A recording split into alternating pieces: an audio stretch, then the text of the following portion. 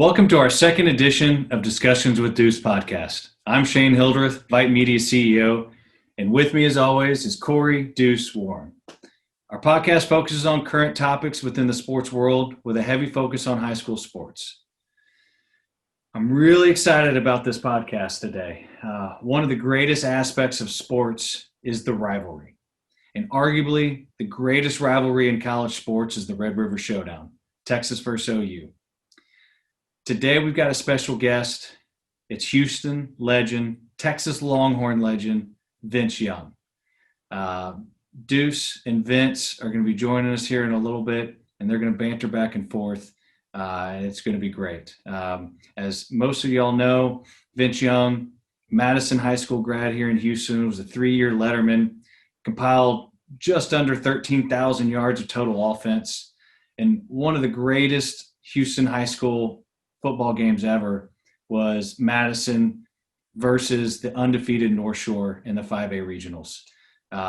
Deuce is going to talk about that game and also talk about North Shore's Demetrius Davis as the new hottest quarterback in Houston coming up and what Vince's thoughts are on that. So with that, I am going to hand it over to Deuce and Vince Young.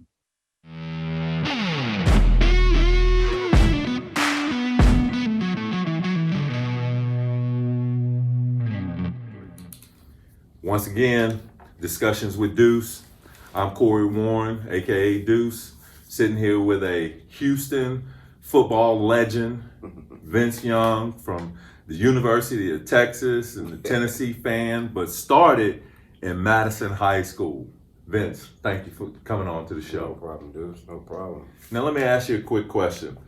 As far as when did you fall in love with football? Oh, man. I think I fell in love about 8 years old. I was playing high ball in the neighborhood.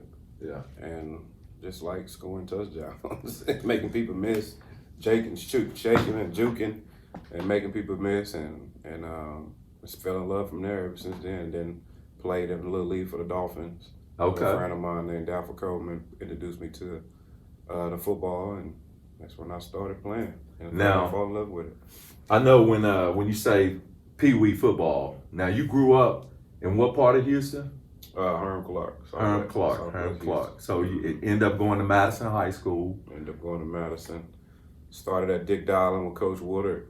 And then Coach Seals, Ray Seals, legendary head coach. Legendary head coach. Legendary. One of the most famous, infamous coaches in football. Not only football, especially in Texas football, where Texas football is galvanized around the country. Whether you're in Florida, California, or Texas, you still got to come through Texas as far as football. Now, as far as the quarterback position, I know coming up in your era, there wasn't a lot of quarterbacks that mirrored you.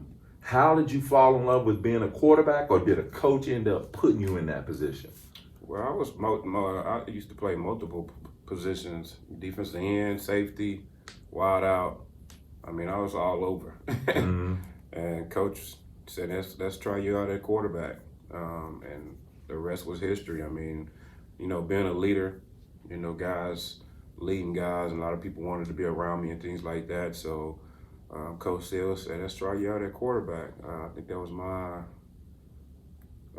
at the end of the year of my freshman year. Mm-hmm. And that's when I kind of just really fell in love with it. I didn't have all the tools like I wanted to. At the time. I was straight raw with it. Yeah. But, as I got better and better, it took a lot of hard work to become the quarterback position, knowing how to read defenses, all that type of stuff that came with it. So it took some time for me to understand the position of playing quarterback. So it took a little while.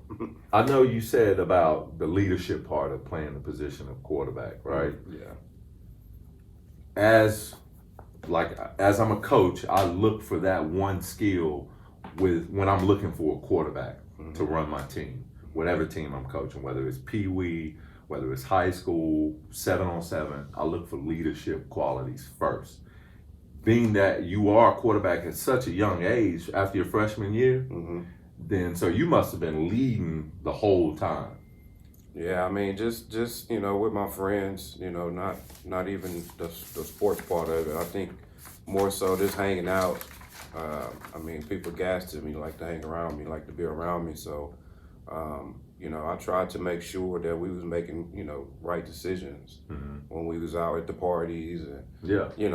places that we was at. I was like, man, at Astroworld, like, Astroworld. Kids don't even know about Astroworld right? now. Travis Scott, shout out to Travis Scott for bringing Astroworld back, right? Real talk. But Astroworld, wow, that's a blast from the past there. So kind of just being that leader for my little crew, making sure we making right decisions and stuff like that. So it transferred to the football field.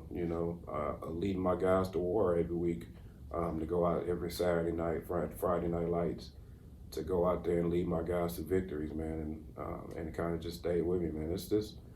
It's great. That was a blessing. That was all from God, for people wanting to be around me. So I had to make sure that we was making right decisions and choices and stuff out there, so we wouldn't ruin our future. Because when you're at that age and you making those bad decisions and hanging out with gangs and stealing and all this type of stuff, and then that's when you go to jail, and that's when a lot of us athletes make that wrong decision. That's kind of hurt your career for the rest of your life. So it was with me and my guys. We try to make sure we made best good decisions. And I know you had a lot of people in the neighborhood looking out for you, because I know some guys like Broderick Thomas, Malin Wesley, Derek Jenkins, all those guys that came before you. I've got a chance to play with them in Tampa Bay and in college with Malin Wesley. And Derek and I were always friends because of Malin went to Madison. Right. And they would always look out for you. And I would always hear stories about you through them. So I know you had a lot of good guys looking out for you. Even though you were that leader, you learned from a lot of good guys looking out for you around the neighborhood. I mean, I looked up to all those guys, Dr. Coleman, Jenkins. When I was in middle school, that's what I was going to watch Madison play. Those Lamar games, Madison Lamar games, J.Y. Yates games, just rivalries. Yeah. And we was going to those games, and I'm like, man, I can't wait till I be, out there playing. That guy being the quarterback, making moves, scoring touchdowns, touchdown passes. So I looked up to those guys a lot. So, man, I appreciate them guys. Tim McCray. I mean, the list goes on of a lot of guys that we had came through that Madison and was underneath that Coach Seals brand. He did a lot for us. Coach Seals did a lot for us. He did. Shout out to Coach Seals. And in your Madison High School, you were a three-year letterman. You compiled 12,980 yards of total offense and had one of the greatest high school games in that North Shore Madison game. What can you tell us about that game? I mean, you had 400 yards total offense in there, 3 passing touchdowns, 2 rushing touchdowns, and y'all won 61-58. What memories do you have on that game? Man, I know it's a long time to take you back there, but I know it was a packed game. I mean, it was the only game that night, that Friday night. So all I remember is that those guys was averaging 600 yards a game. I forget his name, quarterback, Easter, I think his last name was. Those guys, and Coach Seals said it's going to come down whoever get the last stop. Yeah. I remember when we was preparing ourselves before we left the high school, Madison, before we left to get on the bus to go to the Astrodome, that what Coach said. He said, guys, it's going to be a high-scoring game because we scored, they know how to score. It's going to take whoever get the last stop. And that's exactly what happened. We got the last stop, and that's how we won the game. I remember that game because a lot of guys from Oklahoma, obviously when you from Oklahoma, I mean not from Oklahoma, but you go to Oklahoma to play sports, you always looking back and trying to find out who's the next up-and-coming Texas high school football player or football star. In your case, you were such a phenom at the position, first of all, being 6'5" at quarterback, but then also playing safety as well. Yeah. I'm sure people recruited you to play safety also, right? Yeah, LSU, Coach Saban, when he was there, wanted me to come down and play a little wide out or some DB, but me, I was thinking about quarterback. Growing up, man, you just always hear the negative stuff about black quarterbacks, can't read defense. can't function. So, you know, a guy like me take that as motivation. Yeah. When somebody tell me I can't, that just doesn't do, all that does is pushes me Right. to show you like, nah, I'm gonna show you we can. So, I mean, a lot of guys would recruit me for wide receiver when I was in high school, and I was like, nah, I want to play quarterback. Yeah. What did Texas say to you to say, and you said, okay, I'm going there? What did they give you? Well, What Coach Brown was motivation? just honest, man. He was just straightforward, and he was like, man, I'm recruiting you to be a quarterback at the University of Texas, and that's what I wanted to hear, because most guys was, you know, saying wide receiver. I didn't want to move, you know, from, you know, quarterback position to wide out. Yeah. And that's what was happening. A lot of guys was changing their position, especially when they got to the pros as well. So I stood my ground. I mean, I told Coach, man, I want to be a quarterback. That's what I want to play. Give me opportunity, and I'll do my best, you know, to try to win you a national championship. Yeah. And, you know, when he gave me the opportunity, man, I really did appreciate it, you know. Yeah. And when he gave me the key to the car, in case I eventually the starter, I didn't give it back up. You didn't. And now, speaking of quarterbacks and obviously being black quarterbacks, and you leading the path for a lot of Texas quarterbacks, we have Demetrius Davis. He's on the cover of VYPE magazine right now. And Young King. What advice would you have for somebody like Demetrius Davis that's coming up, following in your footsteps? That was great advice that you just gave as far as sticking your ground and playing the position that you wanted to play. Right. But what kind of advice would you give somebody like Demetrius Davis coming up now? Well, Demetrius, man, he's an outstanding young man. I mean, we be texting each other back and forth on Instagram. I'd be like, man, I'm very proud of you, man. Keep up the good work, man. You're making me look bad. But what I tell him, man, just stick with it, man. You know, try your best to shut your door to all the people that's trying to talk to you about this and that, man. You know, pray about it, man. You know, always make the decision what's best for you. You know, you don't want to have to live in this, you know, whatever decision you make, you have to live with that. So make sure it's comfortable for you. Don't be worried about what mom, dad, uncle, whoever else is in his ear. You know, don't be worried about all that. I mean, take the information in, but also this is a decision for you. Yeah. So, you know, again, I hope he can continue to do what he's doing, which he is. But just hold your ground, man. If somebody come in and try to tell you to move your position, tell them no, you want to play quarterback. Yeah. At least give you opportunity, give you a chance. And then if it doesn't work out, then you have always opportunity to move to another position. But for him, man, I think he's doing really good, and I think he got some really good people around him. So I just tell him to just keep going, man. Keep fighting the fight, man. Because like you said, we you know, the doors are opening up wide now for, you know, young African-American quarterbacks. Yeah. Man. And the guys across the league, Russell Wilson is doing great. Cam Newton is doing great. Mahomes, Dak Lamar, Prescott. A lot of people on Dak. I know I'm on Dak tough based on the fact is I want him to get the Cowboys. Not us. I'm not a Cowboys fan. Don't. But CD Lamb is playing for the Cowboys, OU, so I had to rep that. But I want Dak to at least get us out of the second round, man. Get us out of the second round and go get the bag, Dak. Go get the true bag. And it's not just all him, man. They need some DBs, man. So, yeah, they do. They got a whole bunch of things going on. Yeah, I wanted to kind of show you this article that's in here. I don't know if you've seen this. I know you and Demetrius text back and forth. There's an article in here that's actually, here it is right here, that's kind of galvanizing y'all's stats. I'm just going to read these out here. This is in the book right here, you know, so men lie, women lie, but numbers don't, right? Now, I know y'all played in a total different era, so just some things you and Demetrius can go back and forth with while y'all text. It says Demetrius Davis versus Vince Young. It says passing yards. Demetrius Davis, 6,983. Vince Young, 4,860. Passing totals, 80 touchdowns, 61. Rushing yards, this is where you killed him at right here. 2,172 yards versus 2,700. Those are running back numbers. 2,764. Rushing TDs, you got him again on this one. 31 rushing TDs to Vince 38. Total TDs. 111 Demetrius Davis, 99. That's still good for back in that era, though. You know what I'm saying? because it wasn't wide open like it is now. Man, they spread them out. It's beautiful watching high school football right now. Isn't it?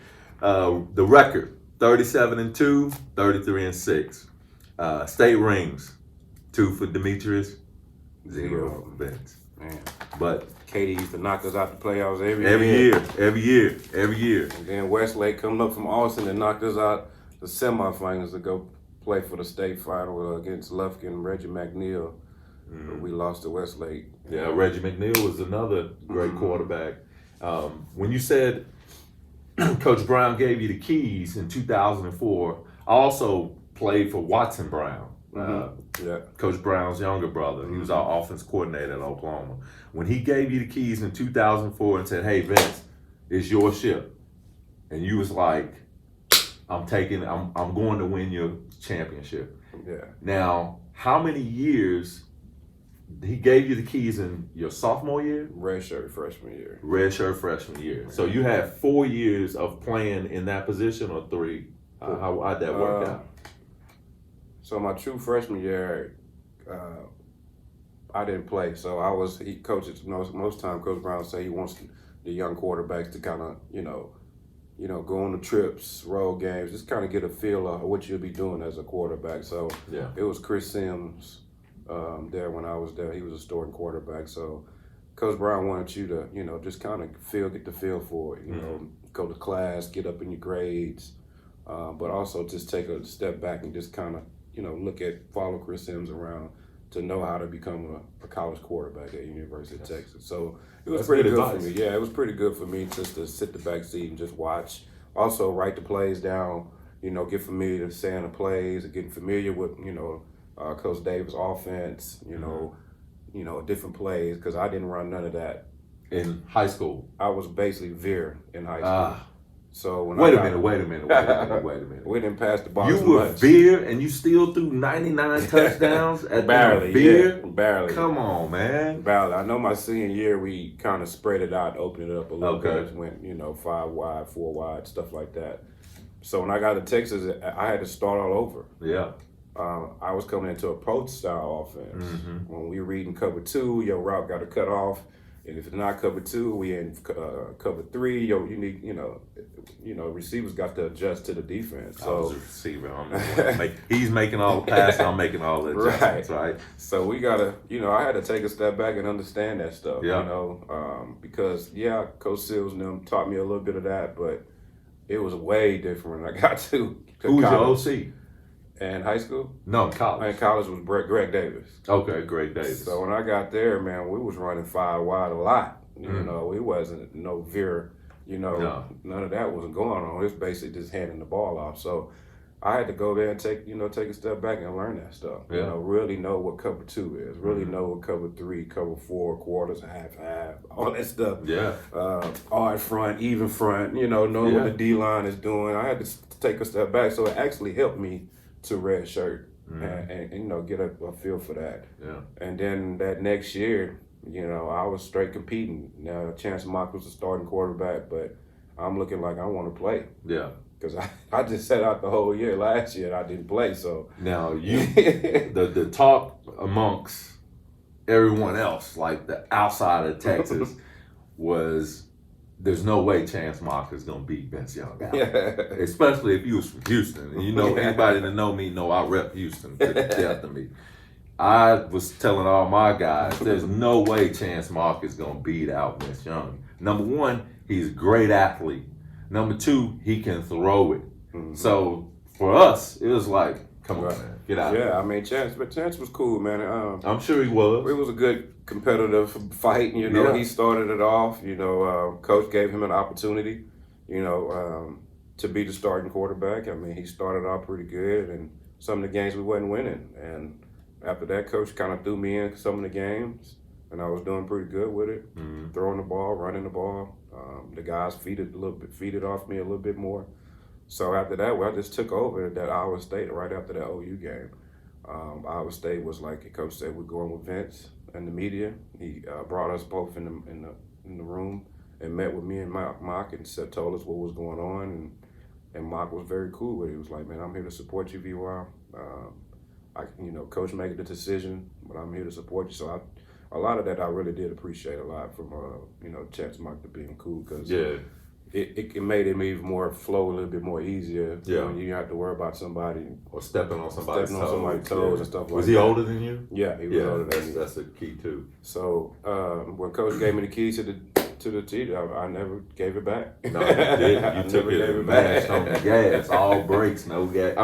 All gas, no brakes. Right. Now, so we get through your redshirt freshman year. You're starting at the end of that freshman year. Do y'all go to a bowl game that year? Yes, we go to play Washington State and San Diego Bowl, Holiday Bowl. Yeah, the Holiday Bowl. Holiday Bowl. Y'all win that one, so you come. We back. lose that. Actually. Oh, y'all lose that one. Yeah, they ended up benching me actually, and Chance went in because they was blitzing a lot. I wish they would have kept me in there Just to learn. Yeah, just to learn. But they took me out and benched me and put Chance in, and we still didn't win. Still wouldn't win the game. So. Yeah. But it was a good bowl game, good experience. So you come back your sophomore year, and you're still fighting for the job, or you got it now? You start. Yeah, okay, so that spring you go in, you start. Now they're just saying, "Hey Vince, now we're gonna put it all on you. You our guy. Let's go." Yeah. Now there's a difference between being the guy coming in, coming out, versus the guy with the keys to the city. Yeah, that's a big difference. How did you feel when he finally said your sophomore year is yours, Vince? Well, when he gave it to me, man, I just took that summer just to get ready. Preparing myself. We was doing a lot of 7-on-7 with my team, my wide receivers and DBs. So it just put a lot of work in. I had some rough 3-step drops. Short game. I had to go work on my short game. It was some things I needed to fix to be a better passer. Because like I said, in high school, I was mostly run threat. Right. So that whole off season, when coach told me that I was a starter, I had to go put some more work in. Yeah. You hear that, kids out there?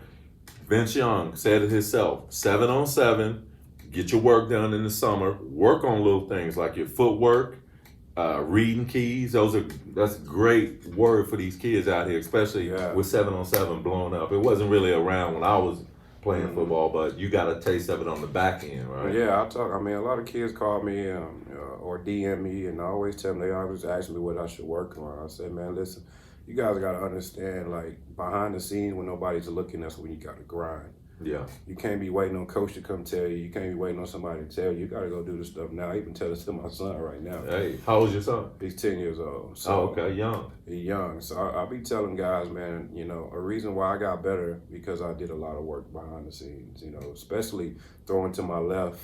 I always used to keep the ball on my receiver's hip because I wasn't opening up my left a little bit. When you throw it to the left, they say you got to open a little bit more, over-exaggerate more than when you go to your right.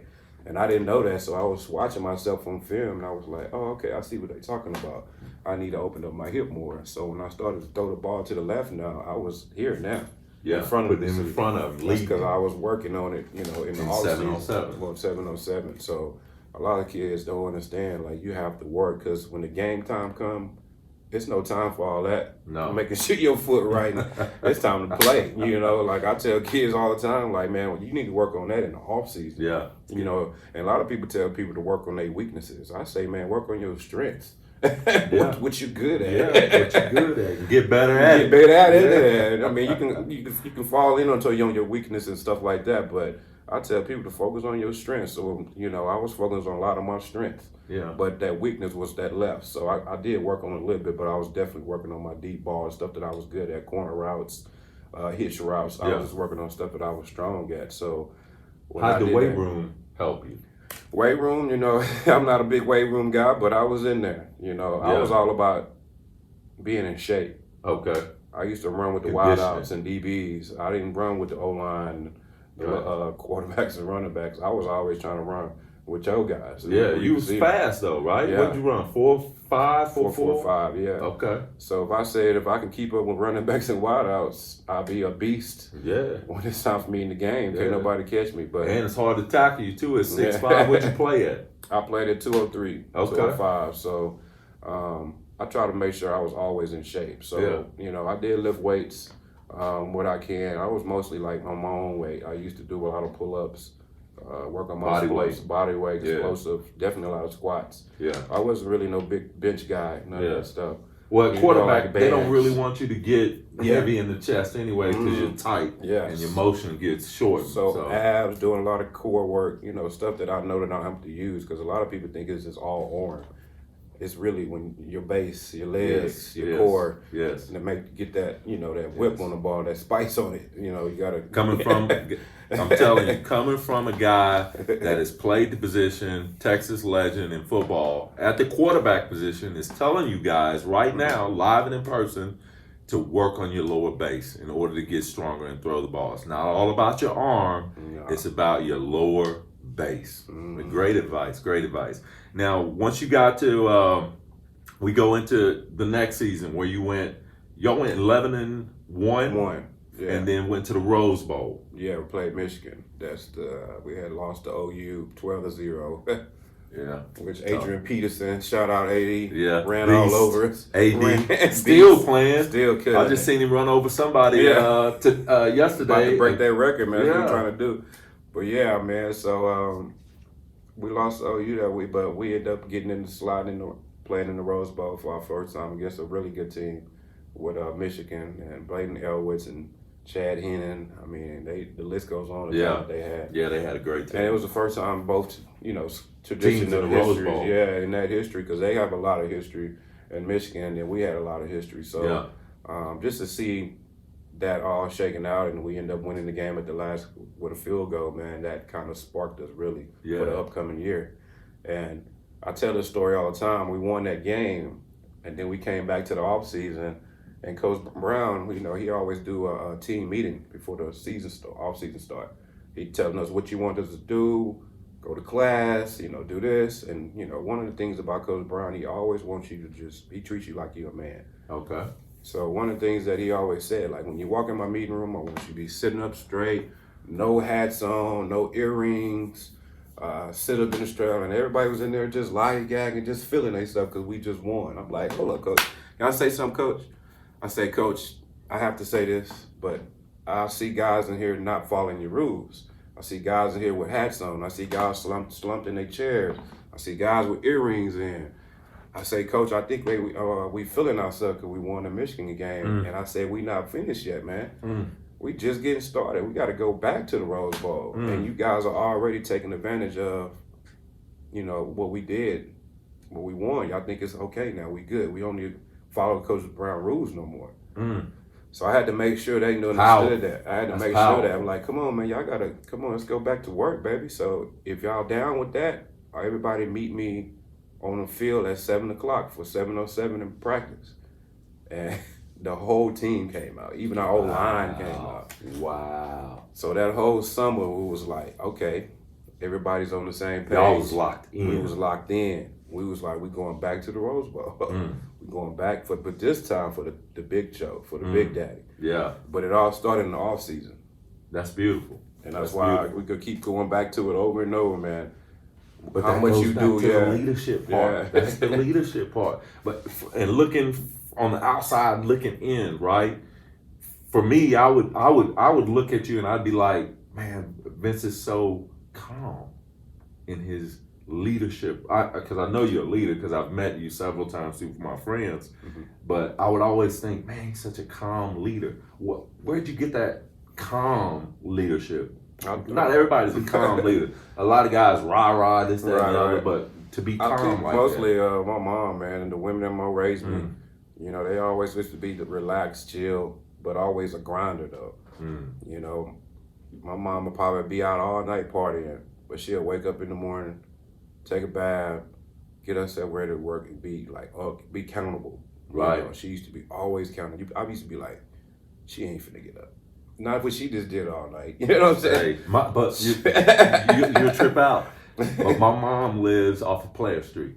Yeah, so you already know. So I already know. I know what it is, and she's the same way. She'll go out. She'll go out all night. Go hard. Come home and be ready for work that next day. And seeing that does something to you as a young man. Yeah, You're looking from far. You like, That's how you do it. Yeah, That's she beautiful. was Shout out to my mom, Ruthie Reed out there. What's your name? Felicia Young, Mama Young. There you go. Shout outs to the moms out there. So you gave that great speech. Everybody shows up. Now y'all locked in. We go to work. It was the first time I ever, like, you're not supposed to have your offensive line and D lineman when you're doing that. Yeah. But they was that. They was like, no, we want to do 11 on 11. So we did 11 on 11. Even our coaches couldn't be there, but they were so happy and proud of us. Yeah. I mean, they was like peeking through the trees. Like, you couldn't be there in all season. Coaches can't be there. They get in trouble. But coaches got there. I could tell you, I got them a script. We're about to run these plays, running the ball, but we also protecting each other. But we also getting work in. Yeah. And y'all knew how to do it because you've been to several practices. We've been in the real time practice, and while we had, when coach tell us to always protect each other. Mm-hmm. I mean, that's the same thing we were saying. We were just like, let's go, man. That's that. O-line, down line. Come on, let's go 11 on 11. But y'all make sure we protect each other. Be careful. Go to war. Get better. But it was beautiful, man. And it wasn't no coaches out there. So, we had some really good leaders on our team from the offensive side and the defensive side.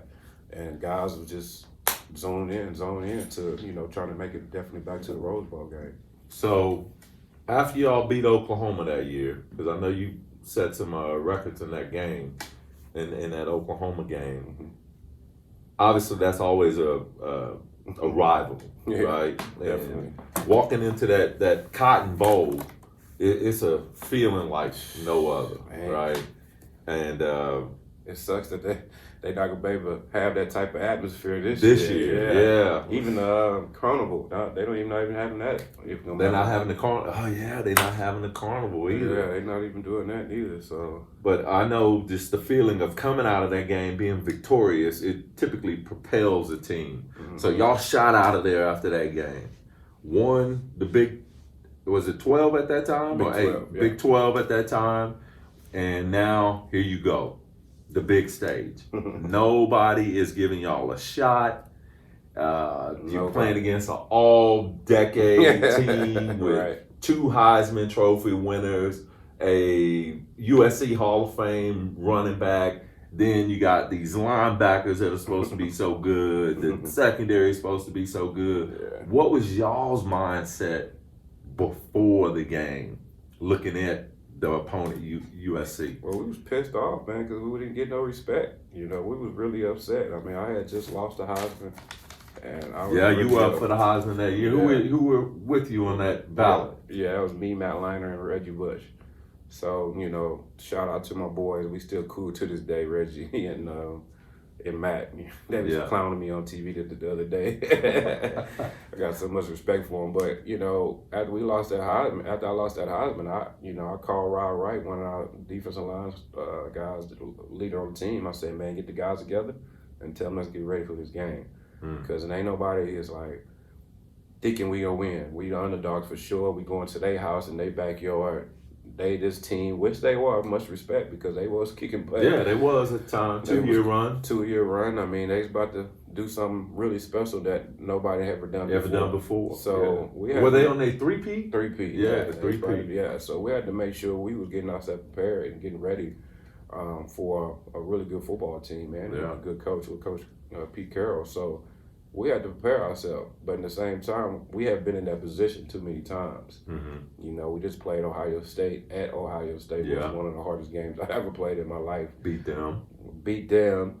I came back and won that game. I mean, all through that season, we had some up and downs. But they were comebacks, right? Comebacks, but we know how to finish. Yes. So we wanted to make sure when we got to this game against USC, we wanted to make sure everybody across the world know we the better team.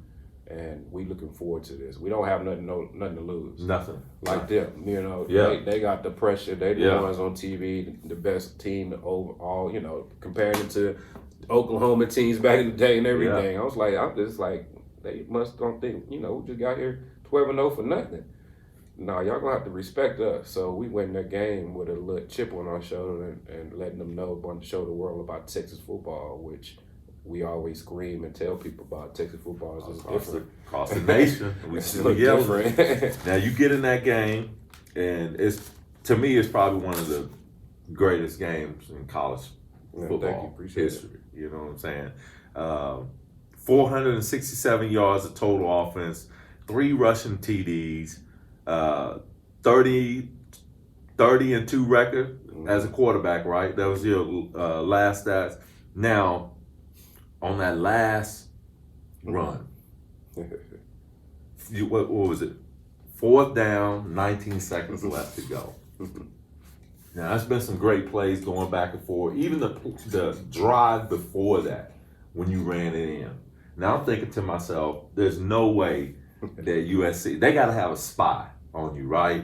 There's no way they're going to let him run this ball on 4th down. There's no way. What was going through your mind on that particular play? Man, I'm just know Pete has something up his sleeve. He gonna probably blitz me or something. But you know, the crazy part about it is we was prepared.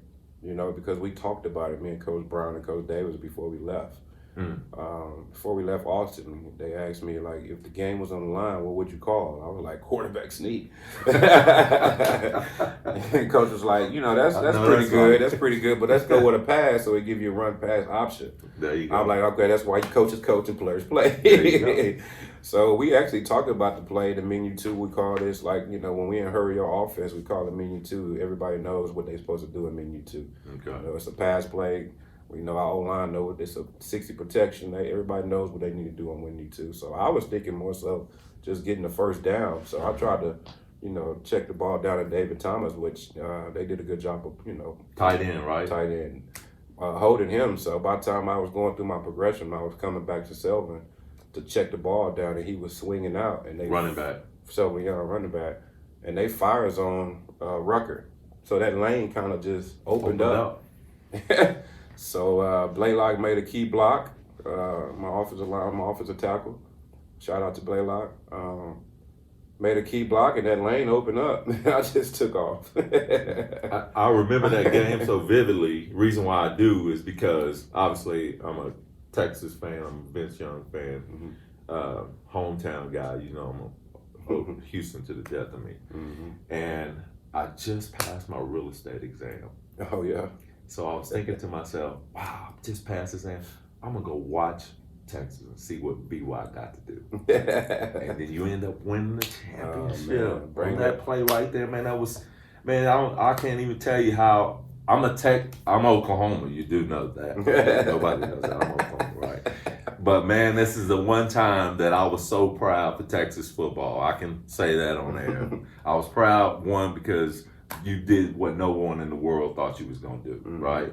And then to be a brother at quarterback too, and when nobody really gave you a shot at being quarterback, so it all kind of galvanized itself together. But the one shot I can remember is you holding up your hand like this, and the balloons coming down, and they show the back of Young 10. In the back. Do you have that picture? Oh, yeah. Got that on my wall. About that? Yeah, I have that on my wall. I mean, when I crossed that goal line, man, it not only just, you know, just that moment. I think I tell a lot of people, man, all the stuff I went through in life, for me to be that quarterback at that moment at the time, you know, from my mom and family being strung out on drugs and all the type of stuff I went through as a kid, being bullied, you know, all the stuff that I've been through as a young man, to hear the hatred. Vince, you ain't gonna be no quarterback. You're gonna be wide out. You're not gonna do this. You know, the hatred. I mean, just, it was so much piled up in me that, like I told you, like when people tell me I can't, it just pushes me to fight even harder. So, you know, when I got that opportunity to be that quarterback at UT, that was on my mind. The main thing I tell kids all the time, especially the younger guys, I said, don't forget, man, why you went to college, man. It's not only just to play football, it was to graduate too, get that degree. Hey, you know what I'm saying? So I tell people all the time, I went to UT because I wanted to better myself and better my family, but I also wanted to win a national championship too. I wanted to graduate. I wanted to get a degree. So I made sure I focused, and then I also happened to win a national championship with it. So when I went across that goal line, a lot of that stuff flashed in front, you know, my past, playing at Mike High School. Like I said, people doubting me, saying, no, you're not going to be no quarterback. All that stuff, you know, flashed in front of me. Wow. I just had that moment. when I was standing there pointing up, like giving all praises to God. You know what I mean? Yeah, yeah. Because He was the only one. It felt from looking at it from a distance, it did feel like you was just soaking it all in. Soaking it You know all what I'm in. saying? All the combination of what you just said so beautifully. It looked that part. You know what I'm saying? I was giving all the praises to Him because the Lord knows what I went through as a young man. Yeah, to get to that moment right there and then have an opportunity to Streets of Harlem Clark. Streets of Harlem Clark to better my family, to have opportunity to go forward and play in the NFL. So that's beautiful. Now, you do know this is rival week.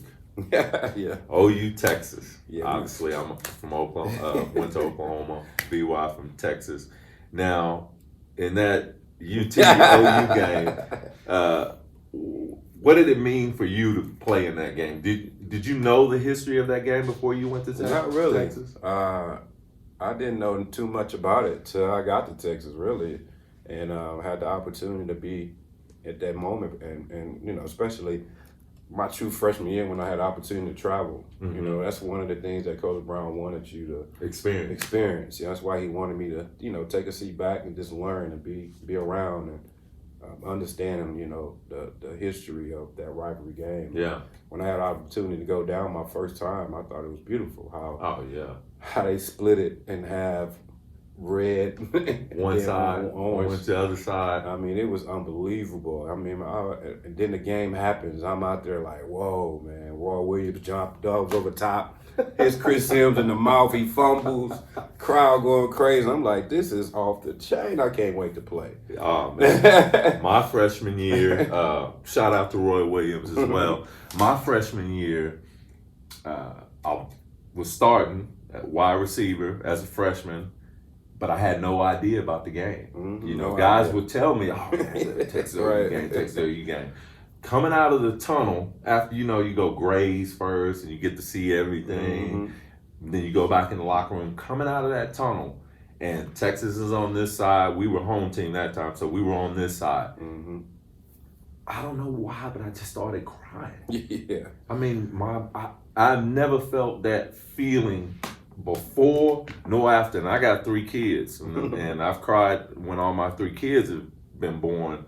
But just to cry in a moment like that, man, I tell kids nowadays, go to college if you can play a sport, because you can experience an emotion like that. And nowhere else could get you that emotion. Yeah, that's a beautiful game. I enjoyed that. I enjoyed everything, the festivities, you know, the carnival, you know, the turkey leg smell, the fried Oreos. I mean, you know, I experienced, that's a beautiful affair. And then, you know, after I retired, I had opportunity to go to the game now and really be a fan, you know, be on the sideline with the guys and interact with the fans. You know, I do a lot of the Fox Sports with the guys and get on the pregame show. And you know, I see you out there claiming. Be on there hanging out with Reggie and all them, Coach Herm, Coach Meyer. So it's a wonderful experience, man. And I tell my guys, man, y'all got to live it up, man, because I miss that stuff, you know, playing the game of football. And I mean, just outside this now, watching practice, man, just brought back so many memories. Yeah. So, but that for rivalry, me to cut grass, it sometimes brings back. But it's a great rivalry, man. I mean, it's a lot of good rivalry games out there, but it's nothing like Texas. the Red River Shootout. You have any records in the Texas OU game? I think I'm 1-2.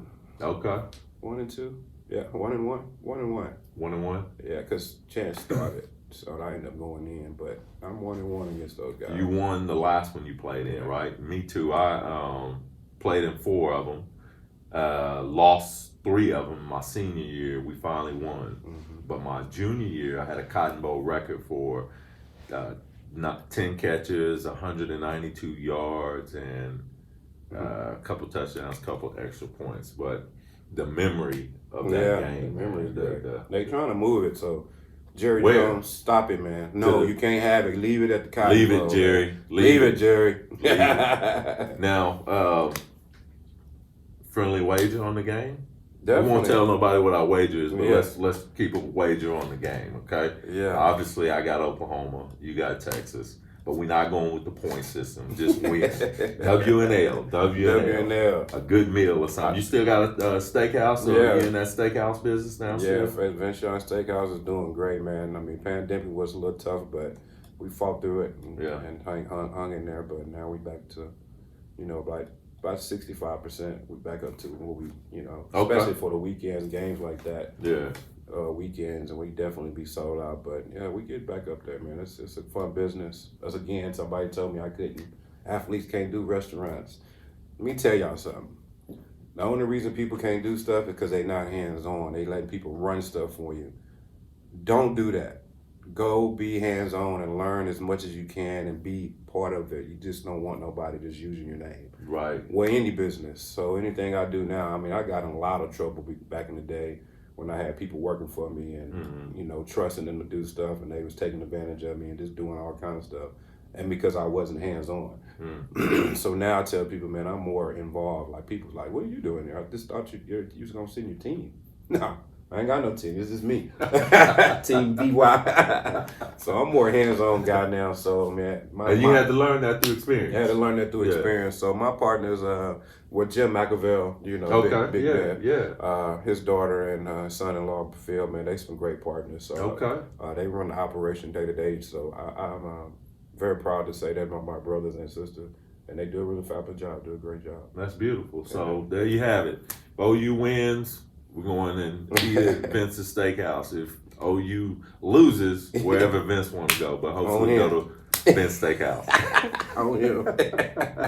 Vince, man, it's been a pleasure, man. Yeah, Thank you for blessing not only me and the show, VYPE Media, but blessing the kids out there that watch our show.